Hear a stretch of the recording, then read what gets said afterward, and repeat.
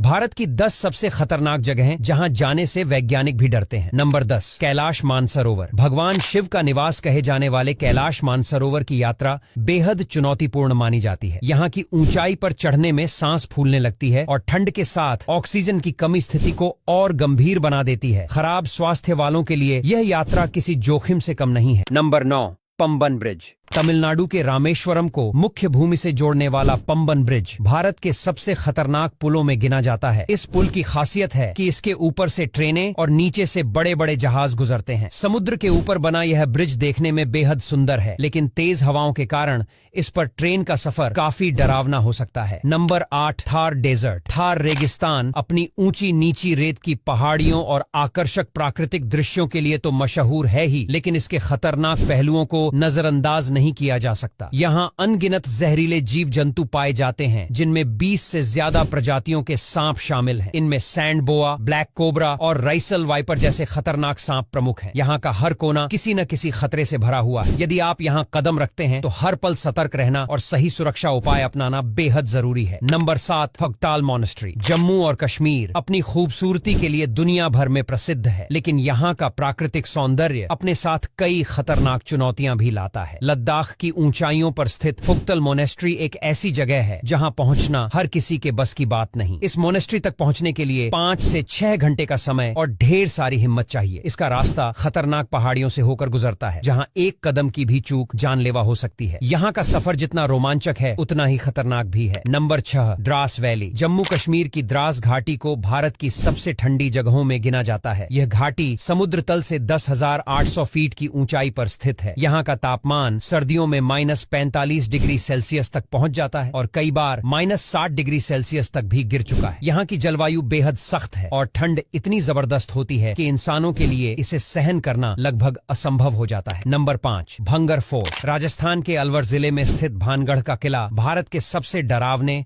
और रहस्यमय स्थानों में गिना जाता है। इस किले को लेकर कई भूतिया कहानियां प्रचलित हैं। स्थानीय लोग बताते हैं कि सूरज ढलने के बाद यहाँ अजीबोगरीब घटनाएं होती हैं। ऐसा कहा जाता है कि इस किले में रूहानी ताकतों का वास है। कई बार लोगों ने यहाँ चीखने और अजीब आवाजें सुनने की घटनाओं का जिक्र किया है। सूर्यास्त के बाद यहाँ किसी का भी जाना सख्त मना है। नंबर 4, सिजू केव। मेघालय की सिजू गुफा, जिसे बैट केव भी कहा जाता है, अपने अद्भुत स्टेलेग्मिट्स और स्टेलेक्टाइट्स के लिए जानी जाती है। 4 किलोमीटर से ज्यादा लंबी यह गुफा देखने में जितनी आकर्षक है, अंदर जाने में उतनी ही खतरनाक। इस गुफा में पानी भरा होता है और कई बार पानी की गहराई अचानक बढ़ जाती है। इसके अलावा गुफा के अंदर हवा की कमी के कारण सांस लेने में भी मुश्किल होती है। यह जगह केवल उन्हीं लोगों के लिए है जो खतरों से खेलने का साहस रखते हैं। नंबर 3, डुमास बीच। गुजरात का डुमस बीच अपनी काली रेत और रहस्यमय घटनाओं के लिए प्रसिद्ध है। यहाँ का काला रंग हिंदुओं के अंतिम संस्कार के बाद बची राख के रेत में मिलने का परिणाम है। यह तट दिन में तो पर्यटकों से भरा रहता है, लेकिन रात होते ही